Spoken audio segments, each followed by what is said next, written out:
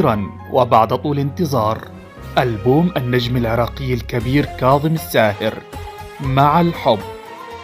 أعلن النجم العراقي كاظم الساهر طرح أغنية يا وفية يوم الخميس المقبل الموافق 25 من شهر يناير، وطرح الألبوم الجديد كاملاً بعنوان مع الحب في 14 من شهر فبراير المقبل على جميع المنصات: يوتيوب، أنغامي، تيك توك، ديزر، أبل ميوزك.